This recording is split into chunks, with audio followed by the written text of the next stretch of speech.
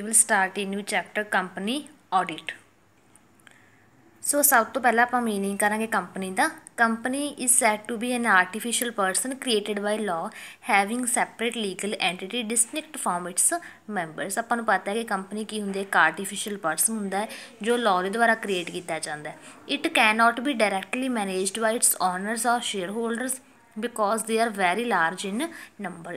जे आप गल करिए कंपनी की तो कंपनी जी इनडायरैक्टली ऑपरेट की जाती है शेयर होल्डर्स द्वारा, डायरैक्टली इसमें ऑपरेट नहीं किया जा सकता क्यों, क्योंकि जो नंबर ऑफ शेयर्स होंगे वो बहुत ज़्यादा होंगे तो नंबर ऑफ शेयर होल्डर्स मतलब उन्होंने सारे शेयर्स के जो ओनर्स होंगे ने वो भी की होंगे ने बहुत ज़्यादा होंगे ने। तो नैक्सट टॉपिक करांगे प्रीलिमिनरीज बिफोर कमेंसिंग। प्रीलिमिनरी किहड़े हुंदे ने भी जो आप बिजनेस स्टार्ट करन तो पहलां दे खर्चे करते हैं, डैफर्ड वगैरह है ना। तो आप की कुछ कर सकते हैं कंपनी की ऑडिटिंग करवाउण तो पहला। First point is ensuring weather his appointment is in order. Means की है भी जो आप ऑडिटर है उसकी अपॉइंटमेंट एक ऑर्डर के विच कर रहे हैं या नहीं कर रहे। Before commencing the audit of a company he shall ensure that all the legal provisions relating to his appointment have been duly compiled with to ensure that his appointment is in order. Means की है भी जो appointment है auditor की वो general meetings वगैरह के होनी चाहिए है, एक प्रॉपर ऑर्डर के होनी चाहिए है। If he is appointed to fill a casual vacancy he should obtain a copy minutes of a meetings at BUD to ensure that his appointment is in order. Casual vacancy की होंगे है, casual vacancy के होंगे भी जो आप जे आप गल करिए भी जिवें शीट खाली हो जाना, ठीक है, किसी की वैकेंसी तो जो आप किसी होर परसन को कुछ क टाइम के लिए फिल करते हैं उसकी वैकेंसी तो आप उसको की कह सकते हैं कॉजुअल वैकेंसी। तो सब तो पहले तो अपन ऑडिटर का पता होना चाहिए कि जो ऑडिटर है वो परमानेंट है या फिर कॉजुअल है। ਹੁਣ देखो एक तो होंगे ने कंपनी के ऑडिटर्स, एक होंगे ने जनरल ऑडिटर्स। ਜਿਹੜੇ तो होंगे ने कंपनी के ऑडिटर्स उन्होंने अपॉइंट करते CAG कैश मीनस की है controller and auditor general of India. उसकी रिस्पोंसिबिलिटी होंगी है कंपनी के ऑडिटर को अपॉइंट करने की, तो उसने अपनी रिपोर्ट है जी वो भी किस नूं देनी होंगी है, कैग नूं देनी होंगी है, कंट्रोलर एंड ऑडिटर जनरल नूं देनी होंगी है। बट जे आप गल करिए एक नॉर्मल ऑडिटर की तो उसनों अपॉइंट किया जाता है बोर्ड ऑफ डायरैक्टर्स के द्वारा, तो उसने अपनी रिपोर्ट भी किस नूं सबमिट करवानी होंगी है, बोर्ड ऑफ डायरैक्टर्स नूं करवानी होंगी है। तो सैकेंड पॉइंट की है inspection of statutory books and documents. तो आपको पता है कि ऑडिटर नूं आपां अपॉइंट क्यों करते हैं, बुक्स ऑफ अकाउंट्स की ऑडिटिंग करने के लिए। तो सब तो पहले उसने की देखना है memorandum of association, article of association. हुण जो मैमोरेंडम ऑफ एसोसीएशन होंगे ने इस दे विच की हुंदा name of the company, state registered office कित्थे है कंपनी का, ऑब्जैक्ट की है। पहला जिहड़ा ये ऑब्जैक्ट क्लॉज सी ना, पहला जिहड़ा कंपनीज एक्ट सीगा उहदे विच इहनूं डिफरेंटली वे दे विच मैंशन किया होया सी, बट हुण इन्हां नूं एक ही क्लॉज दे विच कर है सारे ऑब्जैक्ट क्लॉज दे विच। तां जो रूल्स एंड रेगूलेशनस ने वो मैमोरेंडम ऑफ एसोसीएशन दे विच नहीं हो सकते, आर्टिकल्स ऑफ एसोसीएशन दे विच हो सकते हैं। तां जे आपां गल करिए name of the company, state या फिर उहदा हैड ऑफिस वगैरह वो सारे कित्थे मैंशन किए जाते हैं मैमोरेंडम ऑफ एसोसीएशन दे विच। तो जे आप गल करिए रूल्स एंड रेगूलेशनस की तो कित्थे किए जाते हैं आर्टिकल्स ऑफ एसोसीएशन दे विच। तो जिन्ने भी रूल्स रेगूलेशनस होंगे कंपनी के रिलेटिड या फिर ट्रांसफर के ट्रांसमिशन ऑफ शेयर्स के रिलेटिड, पेमेंट वगैरह के रिलेटिड, तो वो सारे कितने मैंशन किए जाते हैं आर्टिकल्स ऑफ एसोसीएशन के किए जाते हैं। तो जे आप गल करिए name of the company, registered office, मतलब सारा कुछ कंपनी के बारे तो मैमोरेंडम ऑफ एसोसीएशन किया जाता है। तो ये सारे जोड़े बुक्स ऑफ अकाउंट्स ने MOA तो AOA किसने इंस्पैक्शन करनी इन्हों की आके एक ऑडिटर ने करनी है। तो next is inspection of contract. Contract के उसने की देखना है रूल्स वगैरह, dividend, reserves, interest, out of capital as out of profits वगैरह, तो ये सारा कुछ एक ऑडिटर ने वेरीफाई करना है। नैक्सट है प्रॉस्पैक्ट। प्रॉस्पैक्ट की होंगे एक इनविटेशन होंगे पब्लिक को सबसक्राइब करने की भी शेयर सबसक्राइब कर रही है पब्लिक या फिर डिवेंचर सबसक्राइब कर रही है।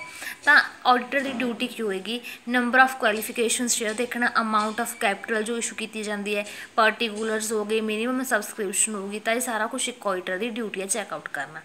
नैक्सट की है certification of incorporation and certificate to commence business. एक होंगे ने पब्लिक कंपनीज, एक होंगे ने प्राइवेट कंपनीज। जो प्राइवेट कंपनीज ने ना वो इनकॉर्पोरेशन का सर्टिफिकेट इशू करवा के नाल दी नाल अपना बिजनेस स्टार्ट कर लेंदियां ने, बट जो पब्लिक कंपनीज ने उन्होंने लिए एक सर्टिफिकेट ऑफ इनकॉर्पोरेशन एक इन्ना कि उन्होंने लिए आप ਆਪਾਂ ਕਹਿ ਸਕਦੇ ਵੀ ਸਫੀਸ਼ੀਐਂਟ ਨਹੀਂ ਹੈਗਾ, ਉਹਨਾਂ ਦੇ ਲਈ ਕੁਛ ਐਕਸਟਰਾ ਵੀ ਫਾਰਮੈਲਿਟੀਜ਼ ਹੁੰਦੀਆਂ ਨੇ ਜੋ ਉਹਨਾਂ ਨੂੰ ਫੁਲਫਿਲ ਕਰਨੀਆਂ ਪੈਂਦੀਆਂ ਨੇ। ਤਾਂ ਆਪਾਂ ਕਹਿ ਸਕਦੇ ਹਾਂ ਵੀ ਜੋ ਇੱਕ ਪਬਲਿਕ ਕੰਪਨੀ ਹੈ ਨਾ ਉਸਨੂੰ ਵੇਟ ਕਰਨਾ ਪੈਂਦਾ ਹੈਗਾ ਬਿਜ਼ਨਸ ਨੂੰ ਸਟਾਰਟ ਕਰਨ ਦੇ ਲਈ, ਬਟ ਜੋ ਪ੍ਰਾਈਵੇਟ ਕੰਪਨੀਜ਼ ਨੇ ਉਹਨਾਂ ਦਾ ਕੀ ਹੋਗਾ, ਜਦੋਂ ਇਨਕੋਰਪੋਰੇਸ਼ਨ ਦਾ ਸਰਟੀਫਿਕੇਟ ਇਸ਼ੂ ਹੋ ਜਾਂਦਾ ਉਹ ਨਾਲ ਦੀ ਨਾਲ ਆਪਣਾ ਬਿਜ਼ਨਸ ਹੈ ਜਿਹੜਾ ਉਹ ਸਟਾਰਟ ਕਰ ਲੈਂਦੀਆਂ ਨੇ। ਨੈਕਸਟ ਟੌਪਿਕ ਹੈ ਬੁੱਕਸ ਐਂਡ ਰਜਿਸਟਰ ਸਟੈਟੂਟਰੀ ਬੁੱਕਸ। ਸਟੈਟੂਟਰੀ ਕੀ ਹੁੰਦੇ ਨੇਗੇ, ਲੀਗਲ, ਜੋ ਕਿਸੇ ਨਾ ਕਿਸੇ ਐਕਟ ਦੇ ਅੰਡਰ ਹੁੰਦਾ ਹੈ। ਤਾਂ all sums of money received expended ਉਹ ਸਾਰਾ ਕੁਛ ਚੈੱਕਆਊਟ ਕਰਨਾ, ਸੇਲਸ ਪਰਚੇਜ਼ ਗੁਡਸ ਦੀ ਜਾਂ ਫਿਰ ਆਪਾਂ ਕਹਿ ਸਕਦੇ ਹਾਂ ਐਸੈਟਸ ਲਾਇਬਿਲਿਟੀਜ਼ ਦੀ ਕੰਪਨੀਜ਼ ਦੀ।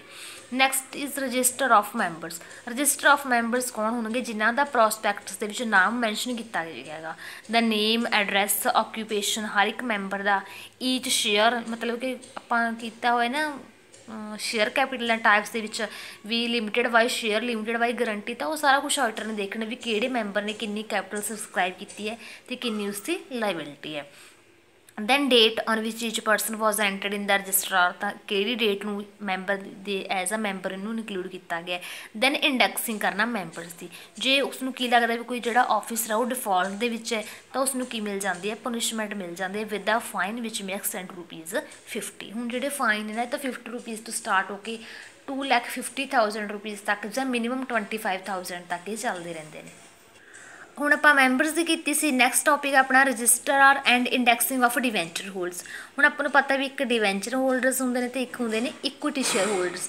ਡਿਫਰੈਂਸ ਕੀ ਹੈ, ਆਪਾਂ ਦੋਨਾਂ ਦੇ ਥਰੂ ਫੰਡ ਰੇਜ਼ ਕਰਦੇ ਹਾਂ ਕੰਪਨੀਜ਼ ਦੇ ਵਿੱਚ, ਬਸ ਡਿਫਰੈਂਸ ਇੰਨਾ ਕਿ ਦੋਨੋਂ ਹੈ ਤਾਂ ਲੌਂਗ ਟਰਮ ਦੇ ਲਈ ਹੈ, ਬਟ ਜੋ ਡੈਟ ਹੈ ਉਹ ਐਜ਼ ਕੰਪੇਅਰ ਟੂ ਕੀ ਹੈ, ਇੱਕ ਆਪਟੀਮਲ ਕੈਪੀਟਲ ਸਟਰਕਚਰ ਦੇ ਵਿੱਚ ਉਸਨੂੰ ਇਨਕਲੂਡ ਕੀਤਾ ਜਾ ਸਕਦਾ ਕਿਉਂਕਿ ਉਸਦੀ ਕਾਸਟ ਜਿਹੜੀ ਘੱਟ ਹੈ ਅਤੇ ਰਿਸਕ ਵੀ ਘੱਟ ਹੈ ਕਿਉਂਕਿ ਇੰਟਰਸਟ ਅਮਾਊਂਟ ਘੱਟ ਹੈ।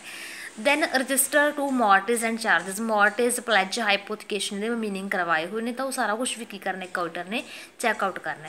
Then register of investment. Investment ਕਿਵੇਂ ਹੋ ਗਈਆਂ, ਜਿਵੇਂ ਕੋਈ ਡਿਵੀਡੈਂਡ ਰਿਸੀਵਡ ਹੋਇਆ ਕਿਸੇ ਸ਼ੇਅਰ ਹੋਲਡਰ ਨੂੰ ਤਾਂ ਉਹਦੀ ਇੱਕ ਇਨਵੈਸਟਮੈਂਟ ਹੈ। Then foreign registers. Foreign registers ਜੇ ਆਪਾਂ ਨੇ ਕਿਤੇ ਫੋਰਨ ਐਮਬੈਸੀ ਦੇ ਵਿੱਚ ਇਨਵੈਸਟਮੈਂਟ ਕੀਤਾ ਹੋਇਆ ਤਾਂ ਉਹ ਫੋਰਨ ਰਜਿਸਟਰਸ ਅਲੱਗ ਤੋਂ ਮੇਨਟੇਨ ਕੀਤੇ ਜਾਂਦੇ ਨੇ ਆਡੀਟਰ ਦੇ ਦੁਆਰਾ। Then contract with companies firms, ਜਿਨ੍ਹਾਂ ਦੇ ਵਿੱਚ ਡਾਇਰੈਕਟਰਸ ਇੰਟਰਸਟਡ ਨੇ ਉਹਨਾਂ ਦੇ ਰਿਲੇਟਿਡ ਵੀ ਉਸਨੇ ਕੀ ਕਰਨੇ ਨੇ, ਰਜਿਸਟਰਸ ਦੀ ਵੈਰੀਫਿਕੇਸ਼ਨ ਕਰਨੀ ਹੈ। ਜਾਂ FD ਵਗੈਰਾ ਹੋ ਗਏ ਫਰਮ ਦੇ, ਪਬਲਿਕ ਡਿਪੋਜ਼ਿਟਸ ਹੋ ਗਏ, ਲੋਨਸ ਵਗੈਰਾ ਹੋ ਗਏ, long term debenture holder. Then minutes books. Minutes books ਕਿਹੜੀਆਂ ਹੁੰਦੀਆਂ ਨੇ ਵੀ ਜੋ ਸ਼ੇਅਰ ਹੋਲਡਰਸ ਕੀ ਕਰਦੇ ਨੇ, board of directors the meeting ਤੋਂ ਪਹਿਲਾਂ ਉੱਥੇ ਉਹਨਾਂ ਦੇ ਸਾਹਮਣੇ ਰੱਖਦੇ ਨੇ, ਆਪਾਂ ਉਹਨਾਂ ਨੂੰ ਕੀ ਕਹਿ ਸਕਦੇ ਹਾਂ, ਮਿਨਟਸ ਬੁੱਕਸ ਕਹਿ ਸਕਦੇ ਹਾਂ, ਇਹਨੂੰ ਕਮੇਟੀ ਬੁੱਕਸ ਵੀ ਕਹਿ ਸਕਦੇ ਹਾਂ ਆਪਾਂ। ਤਾਂ ਇਹ ਸਾਰਾ ਕੁਛ ਕੀ ਸੀਗਾ ਵੀ ਇੱਕ ਕੰਪਨੀ ਦੀ ਆਡਿਟਿੰਗ ਆ ਜੋ ਇੱਕ ਆਡੀਟਰ ਨੇ ਕਿਸ ਵੇ ਦੇ ਨਾਲ ਕਰਨੀ ਹੈ। Inspection of contract. ਕੰਟਰੈਕਟ ਕੀ ਹੈ ਵੀ ਜੇ ਕਿਸੇ ਇੱਕ ਪ੍ਰੋਪਰਟੀ ਲੈ ਕੇ ਕਿਸੇ ਵੈਂਡਰ ਦੇ ਨਾਲ, ਵੈਂਡਰ ਕੌਣ ਹੁੰਦਾ ਵੀ ਜੋ ਆਪਣੇ ਐਸਟ ਸੇਲ ਕਰ ਰਿਹਾ ਹੈ, ਜਾਂ ਫਿਰ ਆਪਣੇ ਬ੍ਰੋਕਰਸ, ਅੰਡਰਰਾਈਟਰਸ ਹੋ ਗਏ, ਜਾਂ ਫਿਰ ਪ੍ਰੀਲੀਮਿਨਰੀ ਐਕਸਪੈਂਸਿਸ ਹੋ ਗਏ ਵੀ ਕੰਪਨੀ ਨੂੰ ਕਮੈਂਸ ਕਰਨ ਤੋਂ ਪਹਿਲਾਂ ਕਿੰਨੇ ਡੈਫਰਡ ਰੈਵਨਿਊ ਐਕਸਪੈਂਡੀਚਰ ਰਾਈਜ਼ ਕੀਤੇ ਗਏ ਨੇ, ਕਿੰਨੇ ਕੈਪੀਟਲ ਨੇ, ਬੈਲੈਂਸ ਸ਼ੀਟ ਦੇ ਐਸੈਟਸ ਲਾਇਬਿਲਿਟੀਜ਼ ਵਗੈਰਾ, ਇੱਕ ਇੰਟਰਨਲ ਕੰਟਰੋਲ ਸਿਸਟਮ ਚੈੱਕਆਊਟ ਕਰਨਾ। ਤਾਂ ਇਹ ਸਾਰਾ ਕੁਛ ਕੀ ਸੀ, ਇੱਕ ਆਡੀਟਰ ਦੀ ਡਿਊਟੀ ਸੀ, ਕੰਪਨੀ ਆਡੀਟਰ ਦੀ। ਤਾਂ ਆਪਾਂ ਨੈਕਸਟ ਕਲਾਸ ਦੇ ਵਿੱਚ ਕਰਾਂਗੇ ਸ਼ੇਅਰ ਕੈਪੀਟਲ। Thank you.